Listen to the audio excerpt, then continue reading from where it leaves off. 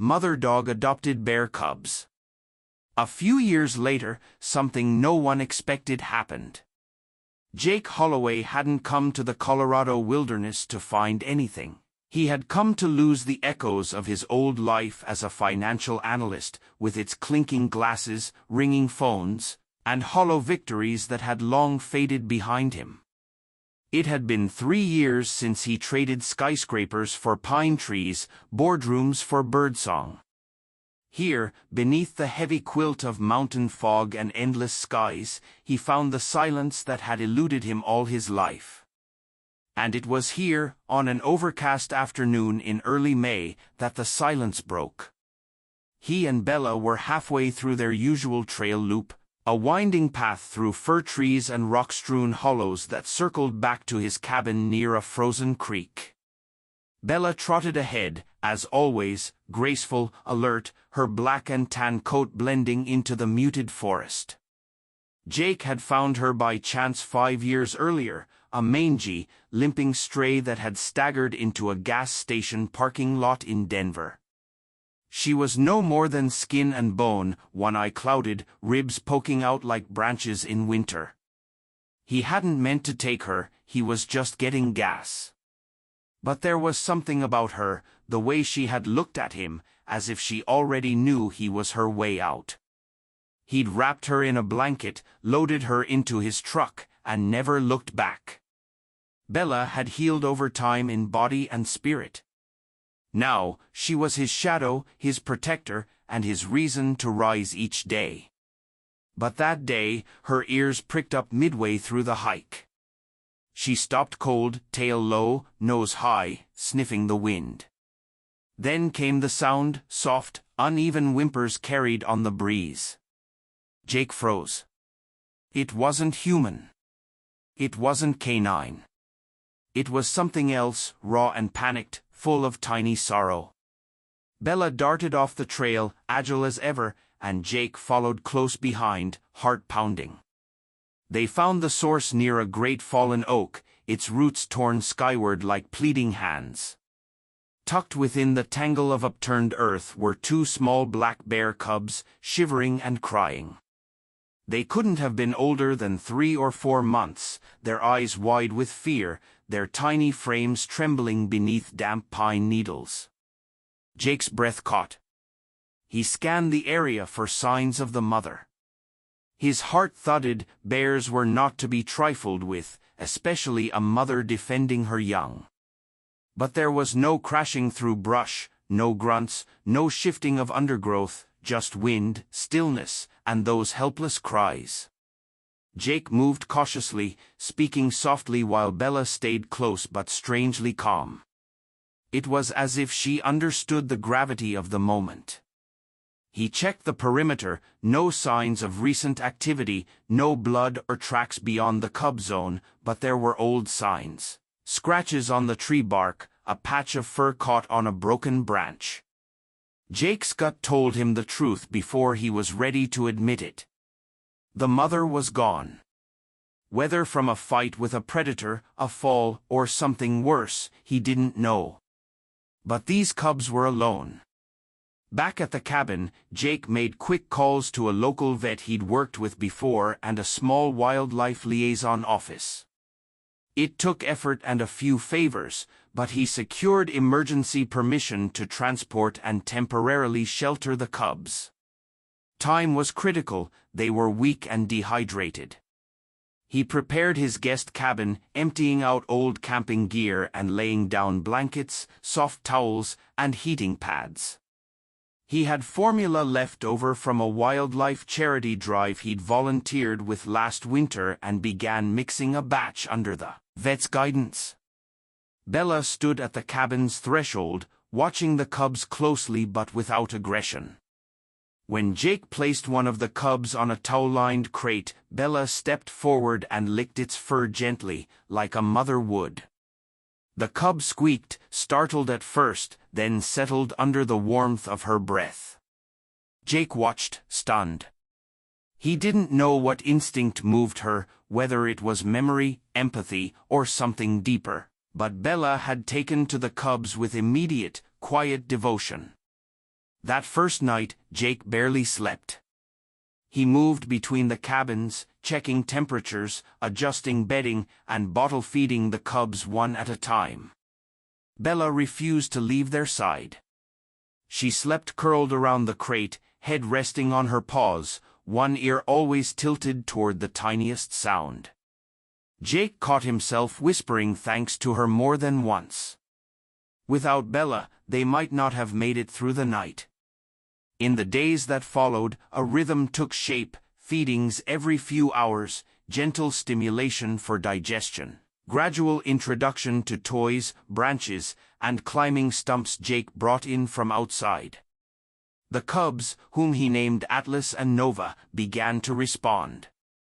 Nova, the smaller of the two, was curious and bold, always the first to paw Bella's tail or clamber up Jake's leg with surprising strength. Atlas was more cautious, more observant, clinging to Bella as if she were the only familiar thing in a confusing world. Bella took it all in stride, grooming, playing, even disciplining them with light barks or nose nudges when they got too rough. Jake documented everything, videos, notes, growth charts, both for the officials and for himself. But deep down, he knew this wasn't just biology at work. There was something sacred unfolding in the space between Bella and the cubs. They weren't supposed to coexist like this. Nature didn't often make room for exceptions. But somehow, they had found each other, three creatures from different worlds sharing a fragile, fierce kind of love. One night, as a storm rolled across the ridgeline and rain hammered against the tin roof, Jake stood at the doorway of the guest cabin and watched them. Bella lay on her side, breathing slow and steady, while Atlas and Nova nestled against her belly like they had been born to her.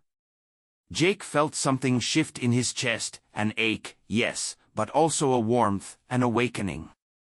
For so long, he had believed he'd come here to escape, but maybe, just maybe, he had come here to begin.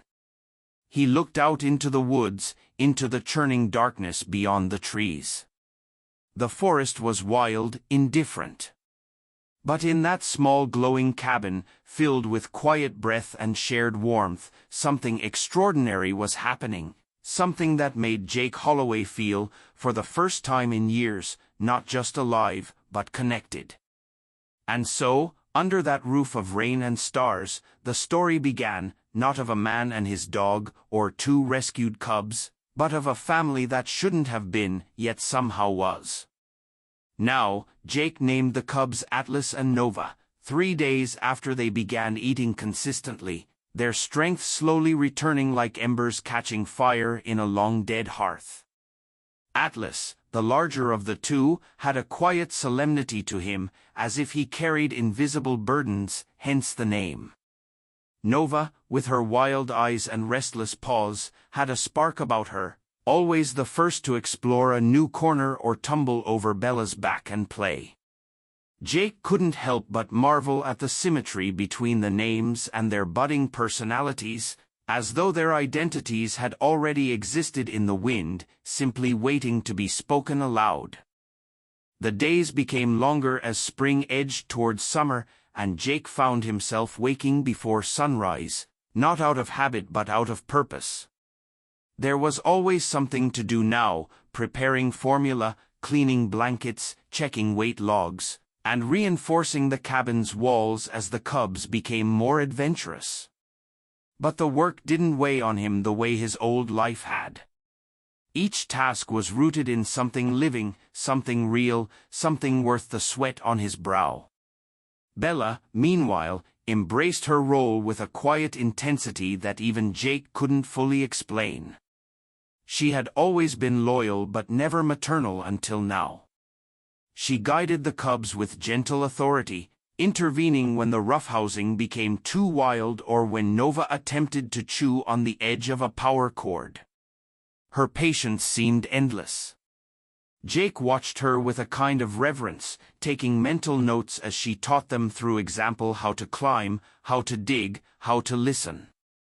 He often wondered how much of it they truly understood, But then he'd catch Atlas mimicking Bella's pawing motions in the dirt or Nova attempting to bark and failing adorably, and he knew something deeper was at work. One afternoon, Jake laid a small pine log inside the cabin just to see how they'd react. Nova attacked it first, clumsily attempting to roll it. Bella joined in, batting it gently with her nose. Within minutes, all three were tangled in a game that ended with Nova perched triumphantly at the top of the log, Bella's tail wagging beneath her. Jake laughed out loud, the sound echoing off the cabin walls like music. The laughter surprised him. He hadn't realized how little he'd done it in the past few years. There were moments, of course, when fear crept in, questions he couldn't answer, futures he couldn't control. What if the cubs grew too strong, too quickly? What if something happened to Bella?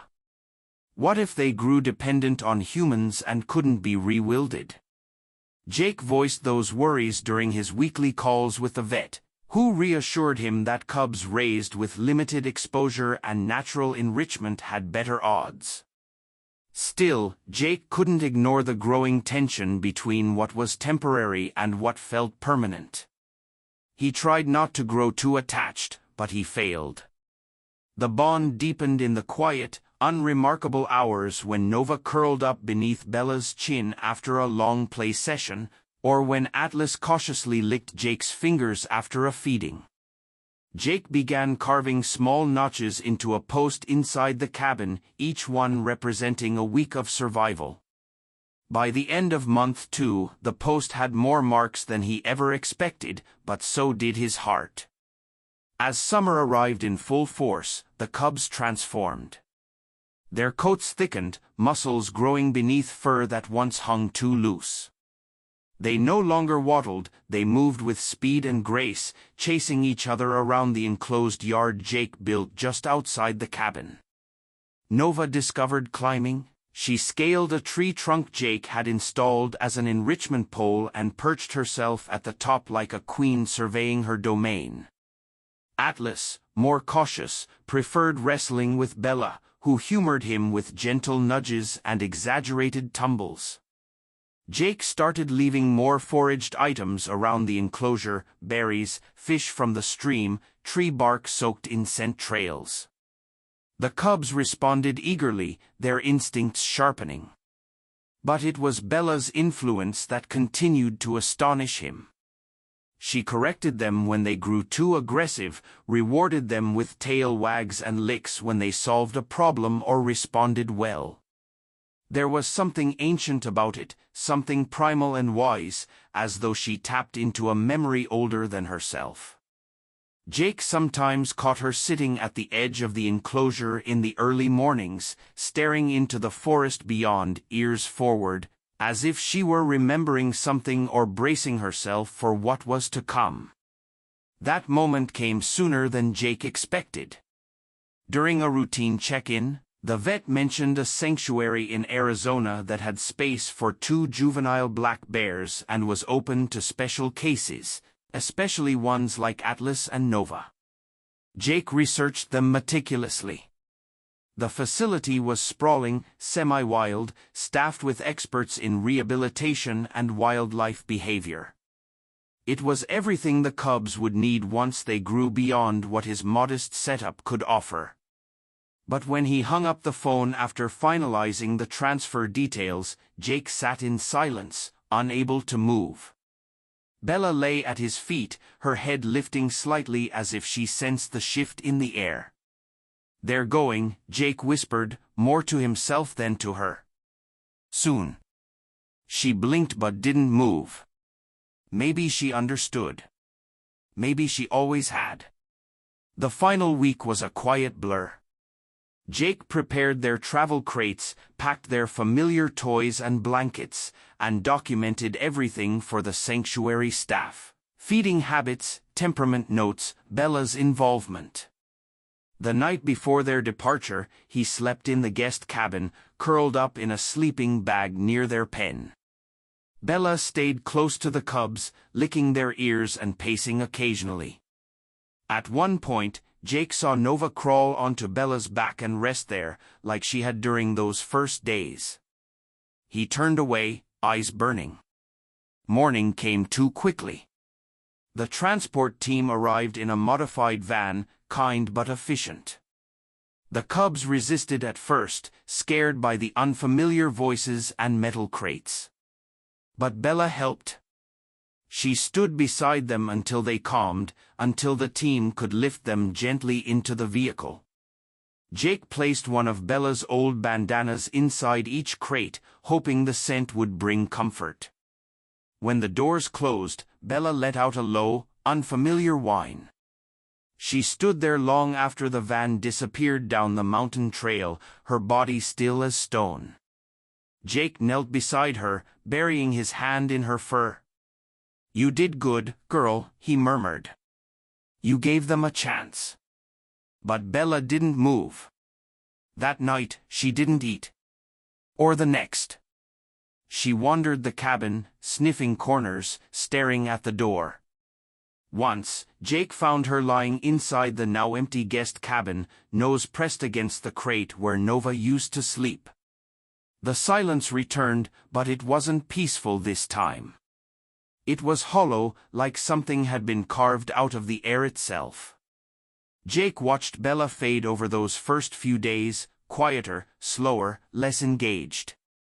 He tried everything, new toys, long hikes, her favorite treats. Nothing sparked her interest. Then he remembered the travel crates. Rushing to the shed, he found the blanket that had come back with Atlas and Nova's empty pen. It still held their scent, faint but present. Jake brought it to Bella without a word. She sniffed it once, then again, tail flicking. She laid down slowly, pressing her head against it, eyes closing.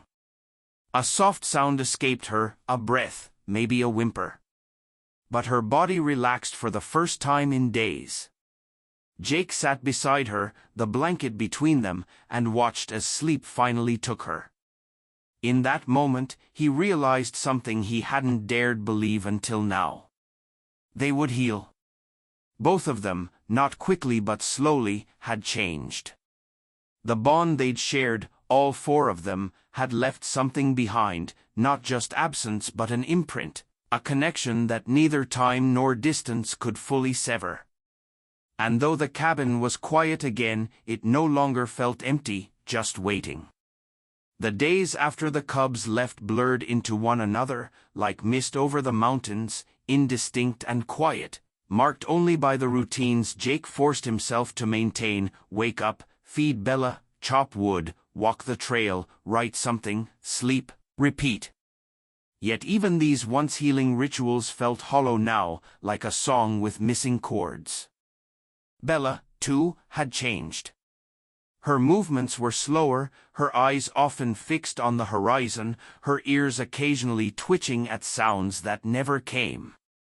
Sometimes, she would walk into the guest cabin and sit for hours by the empty crates, as though expecting Atlas and Nova to come bounding out from behind the door, chirping and clumsy. Jake couldn't bear to disturb her when she did that. He just stood at the threshold, heart aching, letting the silence stretch between them. He never said it aloud, but he missed them too. Every creak of the cabin floor reminded him of Nova's curious pause. Every snap of a twig outside made him think of Atlas's cautious sniffing. The woods, once vast and calming, now felt too big, too quiet. Loss had crept in slowly, and though he had expected it, prepared for it, even braced against it, nothing had truly readied him for the hole they left behind. One morning, a week after the cubs' departure, Jake found Bella lying beside the scent blanket again. Her head was down, but her eyes were open, still watchful but not quite present.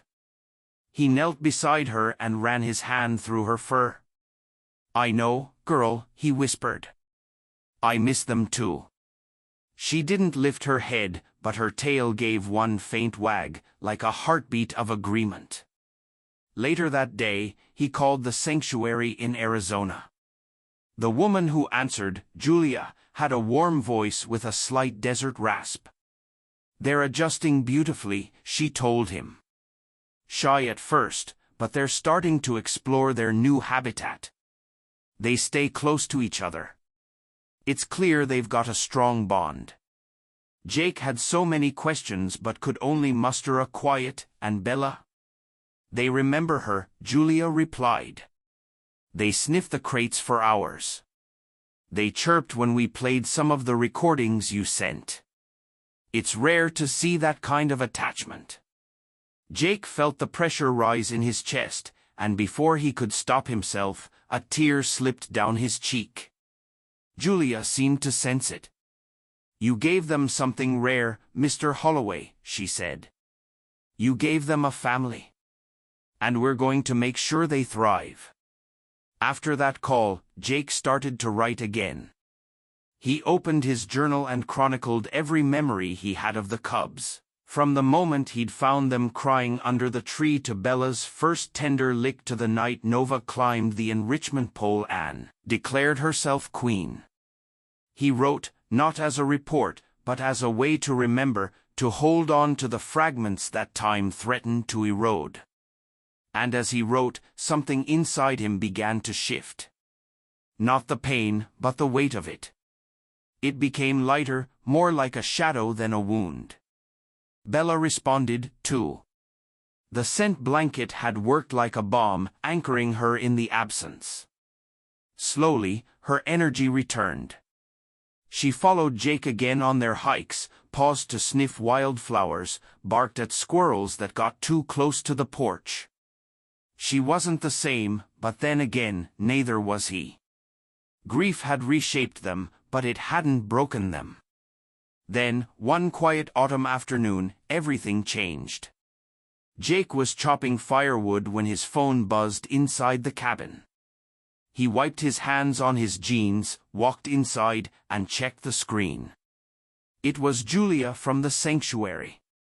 Her message was simple: "Atlas and Nova are doing so well. We have something to show you. Would you be open to visiting the sanctuary? We'd like to arrange a private reunion." Jake stared at the message for a long time, rereading it again and again. He looked at Bella, who lay sprawled near the fire, tail thumping softly as if she already knew. A week later, Jake packed up the truck. He loaded Bella's favorite bed, her water bowl, a bag of treats, and the scent blanket. As they drove south through winding roads and shifting landscapes, Bella sat in the passenger seat with her head out the window, her ears flicking with the wind, eyes bright. Jake couldn't help but smile. Maybe she understood where they were going. Maybe she'd never forgotten. Arizona welcomed them with red rock cliffs and dry desert air, a far cry from the thick green of Colorado. The sanctuary sat nestled against a ridge, surrounded by acres of fenced semi-wild terrain, designed to mimic natural habitats as closely as possible. Julia greeted them at the gate, her kind eyes widening at the sight of Bella. "She's even more beautiful in person," she said, kneeling to let Bella sniff her hand. Bella gave a polite lick and looked past her toward the towering enclosures beyond. "They're over here," Julia said. "They've grown, but I think they'll remember." Jake followed in silence, his heart pounding hard with every step. The viewing area was quiet, private, just as promised.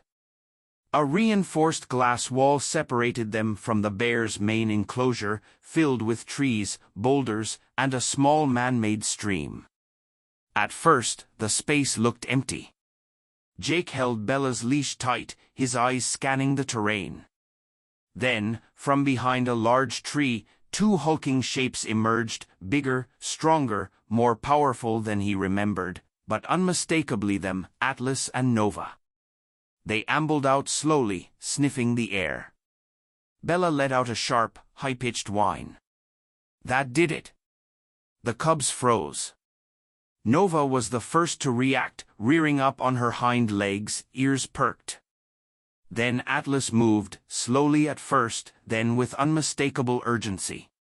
They bounded toward the glass, not with fear or confusion but with recognition. Nova pressed her nose against the barrier, pawing gently.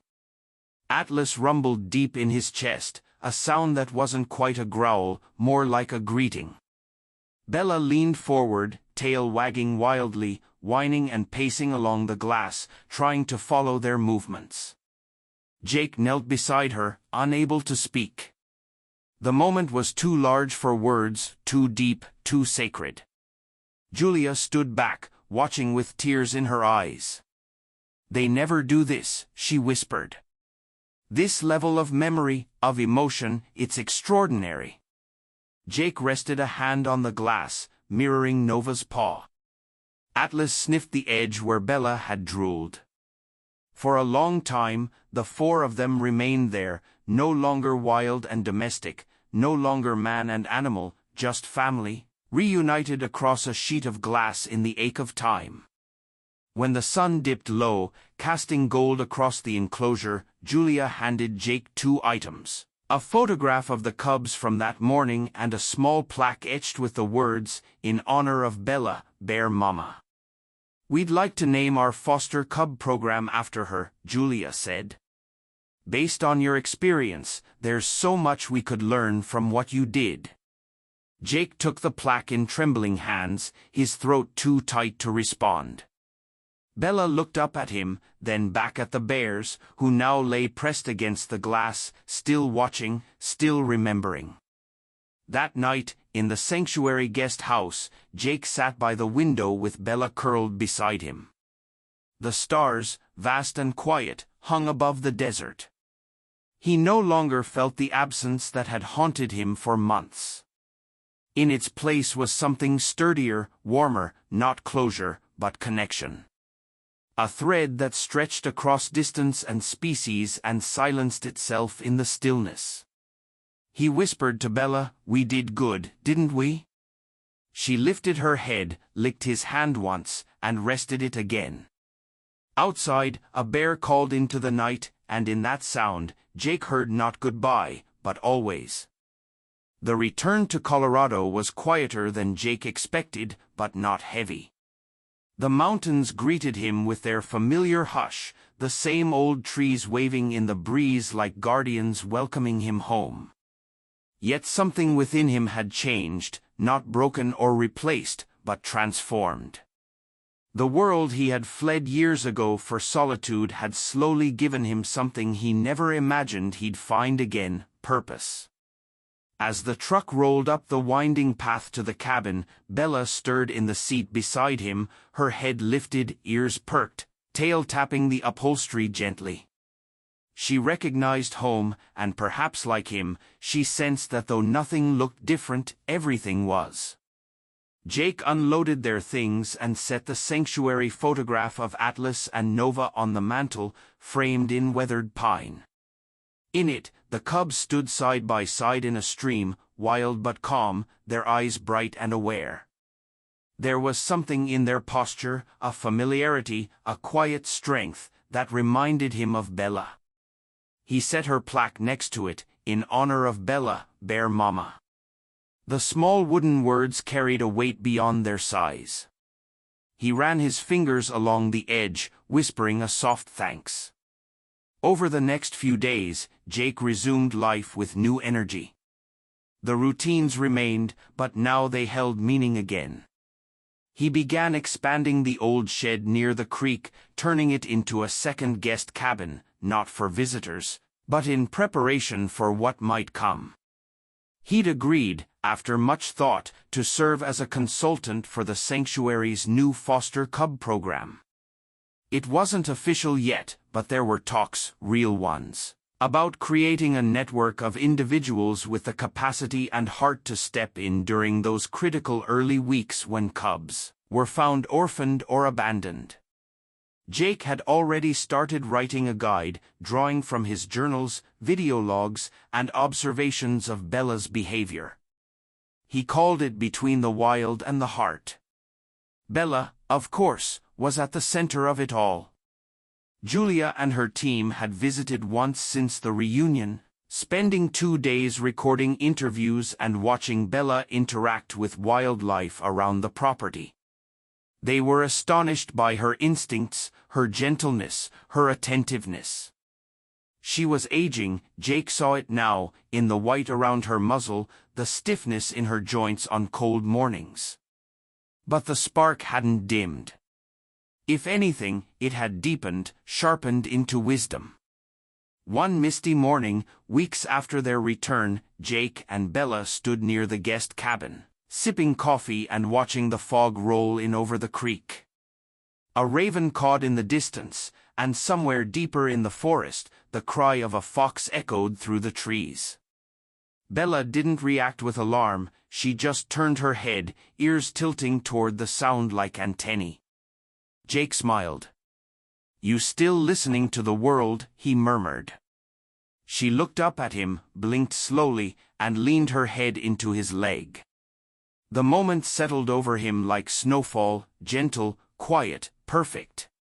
That evening, as he sat by the fireplace carving a wooden bear figurine, Jake's phone buzzed. It was Julia again. A pair of cubs had been found just north of Durango. Their mother had been struck by a vehicle on a forest road. The cubs were young, barely a month old, but healthy, frightened, and in need of immediate care. "We're spread thin," she said. "Too many intakes this month." "I remembered what you said. If you're still open to it." Jake did hesitate.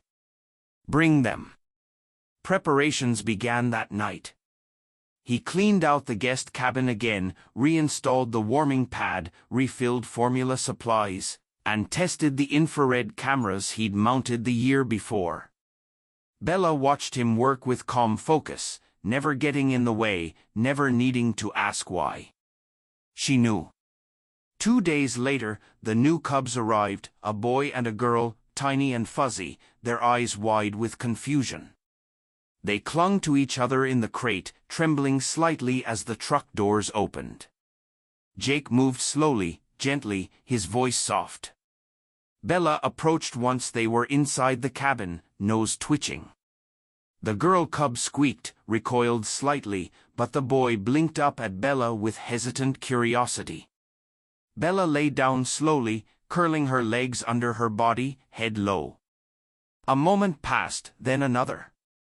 Then the boy cub took one careful step forward, then another, until his nose touched Bella's. Jake exhaled the breath he hadn't realized he was holding. It had begun again. Over the following days, Jake saw the familiar pattern return, nights broken into feedings, days filled with slow trust-building. Bella never forced her presence. She simply remained, always near, always steady. The girl cub, later named Ember, was more cautious, but eventually, she too crawled into Bella's curled body, pressing her tiny head against the thick fur of her chest. Jake watched from the doorway that night, the soft glow of the lantern behind him, and felt tears prick the corners of his eyes. Not from sorrow this time, but from something softer, reverence, maybe hope. In the weeks that followed, the sanctuary's pilot foster program launched officially, with Jake listed as the first mentor and Bella as the program's honorary matron. His guidebook was published as an internal manual, and requests for advice began to pour in, calls, emails, even handwritten letters from volunteers across the country. Some had found raccoons, fox kits, or owlets. Others had stumbled upon orphaned bear cubs, frightened and cold. Jake answered everyone. Sometimes, it was just a word of encouragement, other times, it was long, detailed guidance. But in every message, he included a photo of Bella and the simple truth: connection heals. Bella continued to teach, not just the cubs, but Jake as well, about resilience, about the strength of stillness, about the language of care that didn't need words. The cubs thrived under her guidance. Ember grew playful, bold, always the first to climb or wrestle. Her brother, named Pine, was gentle and quiet, often following Bella like a shadow. Jake called them the Echoes, not because they repeated the past, but because they carried it forward. Time moved gently in the mountains. The season shifted, snow returned to the peaks, the creek froze in the mornings and shimmered by noon. One evening, as the first snow of the year began to fall, Jake stood at the edge of the property, Bella by his side. The cubs were wrestling a few feet away in the enclosure. He looked up at the snowflakes dancing in the lantern light and let the cold settle into his beard and his coat. "We didn't find peace by hiding," he whispered aloud, more to himself than anything. "We found it by choosing." Bella leaned against his leg, her warmth anchoring him. "By loving," he added, "even when it hurt." Behind him, the cabin windows glowed gold, the hearth inside flickering gently, and beyond that, the woods stretched into darkness, alive and humming with the unseen, the wildness that had once scared him, then healed him, and now welcomed him like kin. He closed his eyes, and in that silence, he felt them all, Atlas and Nova, the cubs before them, the lives yet to come, threads in a great unseen web, woven between the wild and the heart. And in the center of it all, unwavering, was Bella, not just a dog, not just a protector, but a bridge between species, between stories, between what was and what could still be. Jake opened his eyes, looked down at her, and smiled, ready for the next chapter. Her tail thumped once against the snow. He laughed, then turned back toward the cabin, toward the warmth, toward whatever would come next. Not alone. Not ever again. Winter came early that year, sweeping across the Colorado wilderness in long silver ribbons of frost and silence. The first snowfall didn't drift gently from the sky as it had in previous years, it fell with purpose, blanketing the landscape in a thick hush that muffled every sound except the slow, steady crunch of Jake's boots and the soft exhale of Bella's breath at his side. The trees stood heavy with snow, limbs sagging like shoulders beneath old memories, and for once, Jake welcomed the cold. It wasn't the cold that frightened him anymore, it was the way time moved inside it, slower, clearer, forcing everything into perspective. The cabin, once a retreat from the chaos of the world, now beat like a quiet heart in the woods. Inside, it lived history, etched into the floorboards, soaked into the seams of the old guest cabin, now repurposed as a true wildlife nursery, filled with linen shelves, insulated walls, and the faint smell of pine and fir and life. The new cubs, Ember and Pine, had begun hibernation training under careful supervision, preparing for their transition to the sanctuary in the spring. They were nearly ready, strong, alert, bonded to each other far more than to Jake or Bella, which was exactly what he hoped for. The goal had never been to keep them, the goal was to help them remember what it meant to be wild. But saying goodbye would be no easier than the first time. Bella moved slower now. She was 10, maybe older, he never knew for sure, but age had begun to whisper through her bones. She still accompanied him on their hikes, still guided the cubs with that quiet patience that made people think she was more spirit than dog. But there were days when she preferred to rest near the fire, her head on the edge of her bed, eyes half-lidded, watching the flames dance as if remembering all the lives that had passed through her care. Jake noticed the way she lingered longer beside the cubs before going out, the way she sniffed the trail more slowly, the way her breaths grew deeper during sleep. She was still here, but the edges of her presence had softened, as if she were slowly beginning to let go. He didn't try to stop it. He didn't want to cage her in worry. Instead, he filled each day with intention, long, quiet walks, shared meals, brushing her coat while the snow fell, telling her stories from his life before the forest. She always listened, eyes gentle, ears turned toward him as if understanding everything, even the parts he didn't say. One night, when the moon hung full and pale above the ridge, Jake sat beside her in the snow. The cubs were asleep, the fire crackled inside the cabin, casting light against the windows. He ran his hand over her shoulders and whispered, "You've done so much, girl. You gave them life, and me, you gave me something I didn't even know I needed." Bella didn't move, but her tail thumped once in the snow. That was enough. In early February, a letter arrived. The sanctuary's pilot program had exceeded expectations. Across the country, people were stepping forward, retired rangers, farmers, solitary caretakers like Jake, each willing to create temporary sanctuaries in the spaces between civilization and wilderness. Jake's guidebook had been expanded into a training manual. They wanted him to co-lead a winter workshop. He agreed, not out of ego, but because he believed in it, the delicate bridge between the untamed and the human heart. The sanctuary also confirmed space for Ember and Pine, beginning mid-March. The timing was perfect. The cubs would be large enough to thrive in a new environment, and the snow would be thawing by then, roads clearer, days longer. But with that confirmation came the weight of another farewell. Jake watched them as they played in the snow, tumbling, pouncing, mock-fighting like miniature shadows of Atlas and Nova. The ache was familiar, but not bitter. It was the ache of something meaningful ending. The night before their departure, Jake cooked a special meal, not just for the cubs, who still had their usual fish and berries, but for Bella. He made her a stew, thick with broth, chicken, carrots, and rice. She ate every bite slowly, savoring it the way she always did with things she loved. Afterward, she lay near the cubs, curling herself between them one last time, just as she had done with all the others. Jake didn't sleep. He sat outside with a blanket around his shoulders, sipping tea, staring up at the sky, where stars glittered like frost suspended in eternity.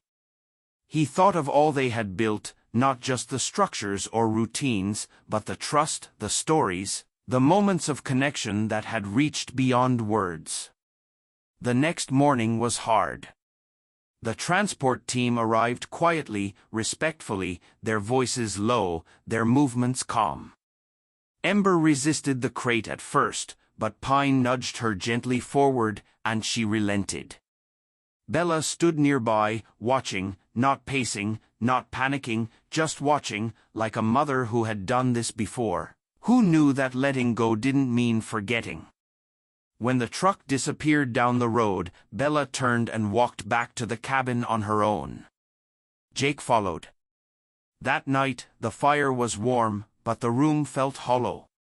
Bella lay in her usual spot, and Jake sat beside her on the floor, leaning against her body, feeling the steady thump of her heart against his arm. She sighed deeply and rested her head on his lap. He stroked her ears, whispering nothing, just being there. A few days later, in the quiet stillness of early morning, Bella didn't rise. Her body was curled the way it always had been, peaceful, whole, still. Jake knelt beside her, touching her fur, knowing before he even reached her that she was gone. There were no last cries, no struggle, just sleep that deepened until it became memory. He buried her beneath the tall pine tree where they had first watched Atlas and Nova learn to climb. He wrapped her in the scent blanket that had comforted her when the first cubs left and placed beside her the wooden plaque from the sanctuary. Then, he sat there for hours, not speaking, not crying, just breathing in the wind, the earth, the echoes of every life she had touched. News of Bella's passing reached the sanctuary before he could call. Julia sent flowers. Letters came from across the country, handwritten notes from volunteers and caretakers who had read about her, watched her videos, followed her story. They called her a miracle, a teacher, a bridge. Jake called her family. Months passed. Spring returned, thawing the grief into something gentler. Jake continued the program, training new fosters, guiding lost cubs toward survival. He built a small memorial near the guest cabin, a stone circle with Bella's paw print cast in bronze at the center. Every time a new cub arrived, he brought them there first, letting them sniff the air, settle in the space where so many stories had begun. And sometimes, when the wind shifted just right, Jake swore he could hear it, soft paw steps in the snow, a breath beside his ear, the rustle of leaves where no creature stood. Bella was still there, not in form, but in spirit, stitched into the forest, the cubs, the silence. One late summer evening, Jake stood at the edge of the trail, staring at the fading sun. A rustle came from behind. He turned. Two new cubs, recently rescued, peeked out from the trees, hesitant, unsure. Jake knelt and extended his hand. One stepped forward, the other held back, eyes flicking toward the trees as if searching for permission. And then something unseen passed between them, a comfort, a calm. The cub stepped out. Jake smiled. "Welcome home." The forest exhaled around him, soft and wide and alive. The bridge was still holding. The story was still going. And love, though quiet now, moved in everything.